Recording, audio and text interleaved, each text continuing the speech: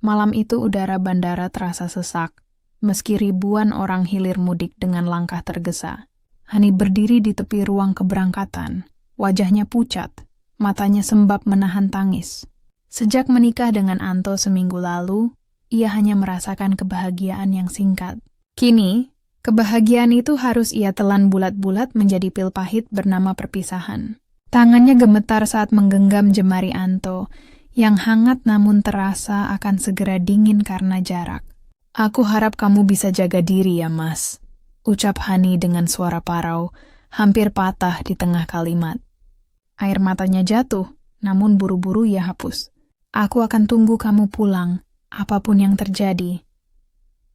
Anto menatap mata istrinya yang basah, seolah ingin merekam setiap detail wajah itu ke dalam hatinya.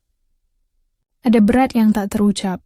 Ia tersenyum tipis, meski senyum itu lebih mirip upaya menenangkan diri sendiri. "Iya, Han, kamu juga kuat ya di sini. Aku titip bapak dan ibu.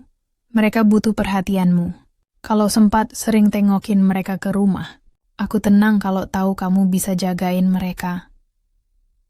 Suara Anto terdengar mantap, tetapi matanya bergetar, seakan takut kehilangan sesuatu yang sangat berharga. Hani mengangguk pelan, bibirnya bergetar menahan isak. Dalam hatinya ia menjerit, menolak kenyataan bahwa lelaki yang baru saja resmi menjadi suaminya, harus ia relakan menyeberang jauh ke negeri asing. "Iya Mas, aku janji. Aku akan jaga mereka, seperti aku jaga doa untukmu setiap hari." Tangannya semakin erat menggenggam, seakan ingin menghentikan langkah Anto untuk pergi.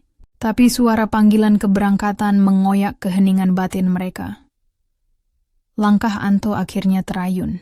Punggungnya menjauh, menembus kerumunan orang-orang yang membawa koper, meninggalkan bayangan panjang di lantai bandara. Hani berdiri kaku, tubuhnya seperti kehilangan daya. Selembar kain putih yang ia kenakan terasa dingin diterpa angin dari pintu otomatis. Dadanya sesak, perih, dan kosong. Ia tahu, ini adalah jalan yang dipilih Anto demi masa depan mereka. Namun hatinya menolak mengerti mengapa kebahagiaan yang baru saja tumbuh harus begitu cepat diuji oleh jarak. Sejak malam itu, hidup Hani berubah drastis. Rumah kontrakan kecil yang mereka tinggali bersama selama seminggu terakhir kini terasa terlalu luas, terlalu sunyi. Setiap sudut ruangan seolah menyimpan kenangan singkat bersama Anto. Tawa saat makan sederhana di lantai, obrolan kecil sebelum tidur, bahkan jejak aroma tubuhnya di bantal. Hani sering termenung, memeluk guling seakan memeluk sosok suaminya. Di balik semua kerinduan itu, ia juga berusaha menguatkan diri. Ada tanggung jawab yang harus ia pikul, menjaga mertua, terutama Bu Sarti yang sakit stroke. Dan meski hatinya rapuh, ia tahu ia tak boleh runtuh, karena janji di bandara itu masih terngiang di telinganya. Waktu pun terus berlalu, hampir 1 bulan berjalan. Hani setiap 3 hari sekali menengok mertuanya. Malam itu hujan turun deras, menimpa genteng rumah tua yang ditempati Pak Sastro dan Bu Sarti. Hani datang membawa semangkuk sup hangat yang ia masak di kontrakannya.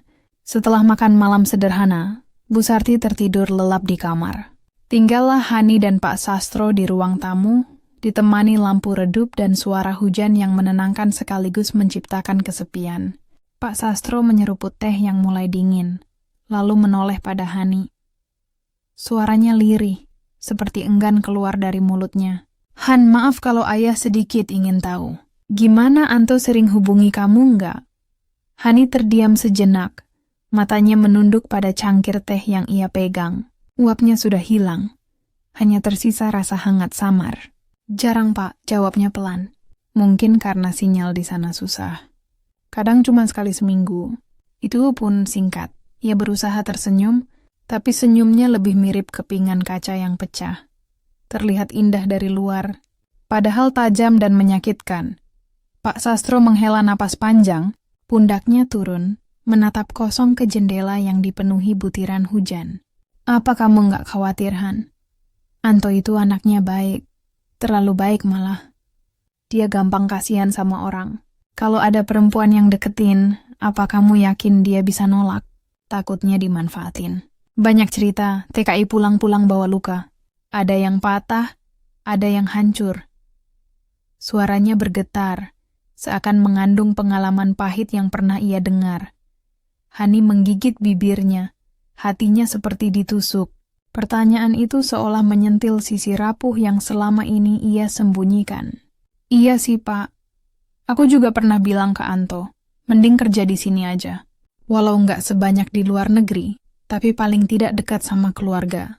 Tapi Anto sudah kekeh sama keputusannya. Aku percaya kok, Pak. Aku percaya sama Mas Anto. Kata-kata itu keluar dengan lirih. Namun di balik suaranya ada kerikil ragu yang mulai mengendap. Sunyi mendominasi setelah itu. Hanya ada suara hujan di atap, seperti ribuan jarum yang mengetuk rasa hati. Pak Sastro menatap Hani lama. Sorot matanya seperti menembus lapisan jiwa. Ia menggeser duduknya sedikit lebih dekat, lalu berkata dengan suara yang lebih pelan, nyaris seperti bisikan. Han, maaf kalau ayah lancang. Tapi ayah ingin tanya, kebutuhanmu sebagai perempuan apa terpenuhi? Apa ada resep rahasia yang mungkin bisa kamu bagi dengan Bapak? Soalnya Bapak tahu bagaimana ibu mertuamu dulu setelah melewati malam pertama di kala itu. Bapak pun dibikin kewalahan. Hampir setiap hari ibu mertuamu meminta adu argumen. Pertanyaan itu menghantam dada Hani. Ia kaget. Wajahnya merona. Jantungnya berdetak keras. Tangannya refleks menggenggam cangkir hingga nyaris jatuh. Ada sesuatu di balik pertanyaan itu. Sesuatu yang tak sekadar kepedulian seorang mertua, tapi juga sepi yang bersuara. Sepi yang ingin didengar. Pertanyaan itu membuat dada Hani bergemuruh. Ia menunduk, jari-jarinya gemetar menggenggam cangkir kosong. Saya hanya berusaha kuat kok, Pak, ucapnya terbata. Lagi pula baru sebulan, Pak. Saya nggak mau manja. Mas Anto juga pasti berat di sana. Yah, walaupun terkadang suka ingat aja, Pak. Namun masih terkondisikan kok, Pak. Suaranya pelan, seakan membela diri sendiri. Namun matanya tak berani menatap Pak Sastro. Ia takut sorot mata itu membongkar rahasia hatinya yang sebenarnya mulai terasa kosong. Pak Sastro menatap Hani dengan ekspresi yang sulit ditebak, campuran antara iba, rindu, sekaligus kebutuhan yang dipendam lama. Oh, syukurlah kalau begitu. Kamu masih muda, masih butuh perhatian. Apalagi baru menikah. Anto mungkin niatnya baik, kerja keras buat masa depan. Tapi ada harga yang harus dibayar. Kesepian itu kejam, Han. Ayah sendiri pun merasakannya. Suaranya parau, seperti keluar dari relung hati terdalam. Ia menunduk, lalu menambahkan, kadang aku berpura-pura tegar di depan ibumu Sarti. Tersenyum seolah semuanya baik-baik saja. Padahal di dalam aku dingin, rapuh, dan lelah. Hani merasakan sesuatu menusuk dadanya. Kata-kata itu begitu dekat dengan perasaannya sendiri. Mereka berdua sama-sama kesepian, sama-sama berusaha kuat di depan orang lain, tapi hancur diam-diam di dalam. Hani mengangkat wajahnya perlahan, menatap Pak Sastro. Mata mereka bertemu. Ada arus aneh yang mengalir, sesuatu yang tak bisa ia kendalikan. Saya ngerti, Pak. Rasanya memang berat. Sejujurnya, Pak, kadang aku pun berpura-pura tersenyum di depan tetangga, padahal hati rasanya kosong. Ucapnya lirih nyaris berbisik. Mata Pak Sastro mengeras, tapi bukan karena marah, melainkan karena menahan sesuatu yang sudah lama terkubur. Han, panggilnya pelan, seperti suara yang tak sengaja keluar dari dasar jiwa. Ia menggeser duduk lebih dekat, jarak di antara mereka semakin sempit. Tangan tuanya terulur, seakan ragu, lalu berhenti di atas meja. Kamu kuat juga ya, Han? Aku heran. Kenapa kamu bisa tetap kelihatan tegar begini? Padahal aku tahu, malam-malammu pasti sepi.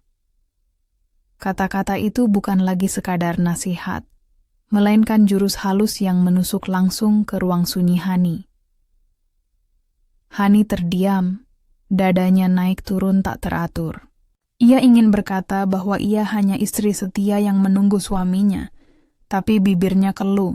Dalam hatinya, ada perasaan baru yang tumbuh, rasa dimengerti, rasa diakui, dan rasa ditemani.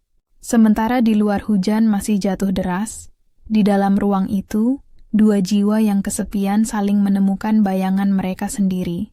Perlahan, batas antara menantu dan mertua kabur, digantikan oleh bisikan halus, tatapan yang terlalu lama, dan kehangatan yang mulai melewati garis gawang.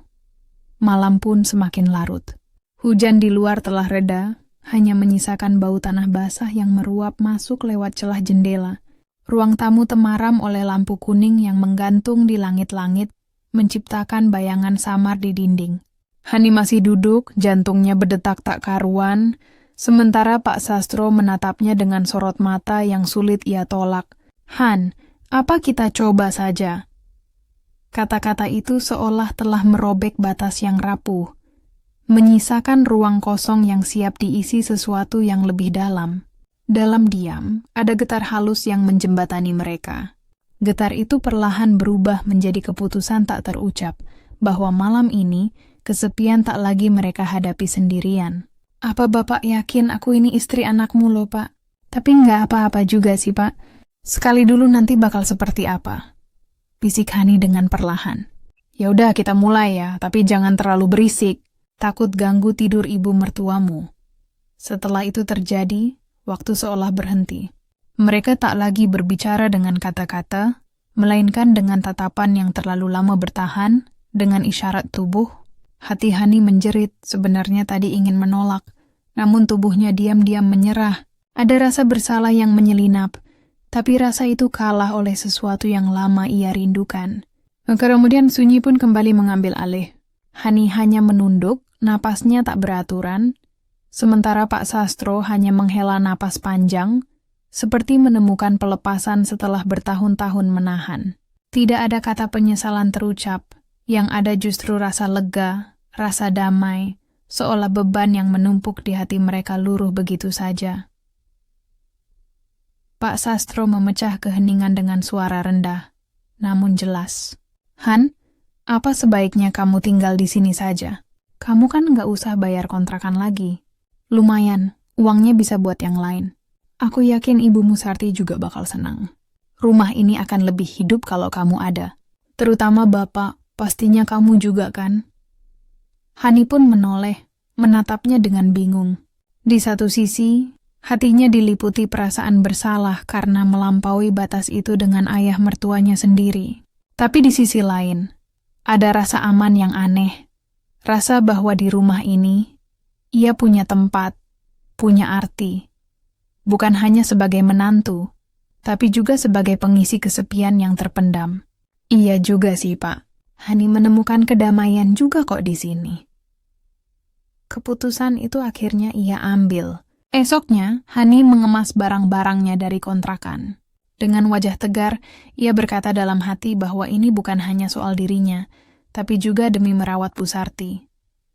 Malam berikutnya, ia sudah resmi tinggal di rumah Pak Sastro. Kehadiran Hani membuat suasana rumah berubah. Lebih rapi, lebih hangat, lebih terurus. Tetangga melihatnya sebagai menantu yang penuh bakti. Tak ada seorang pun yang mencurigai apa yang sebenarnya telah terjadi di balik pintu rumah itu. Di mata mereka, Hani hanyalah perempuan sopan yang ringan tangan, sementara Pak Sastro tetap dikenal sebagai lelaki sabar yang merawat istrinya. Namun, rahasia terbesar itu harus segera ia sampaikan kepada suaminya. Dengan suara bergetar di telepon, Hani berkata, "Mas, aku sekarang tinggal di rumah Bapak sama Ibu. Biar bisa bantu mereka, sekalian aku juga nggak usah bayar kontrakan." Di seberang sana, suara Anto terdengar lega dan tulus, sama sekali tak curiga. "Bagus, Han. Aku malah senang dengarnya. Kamu bisa nemenin mereka. Aku jadi lebih tenang sekarang." Hani menutup telepon dengan perasaan bercampur, lega karena suaminya percaya, namun juga diliputi rasa bersalah yang kian menekan, karena ia tahu ada sesuatu yang sudah tak bisa dihapus dari hidupnya. 2 tahun berlalu seperti bayangan. Waktu pun berjalan, namun rasa rindu yang ditahan semakin menumpuk. Hani kini terbiasa hidup di rumah mertuanya. Bu Sarti menunjukkan kemajuan. Ia bisa berjalan beberapa langkah dengan bantuan tongkat.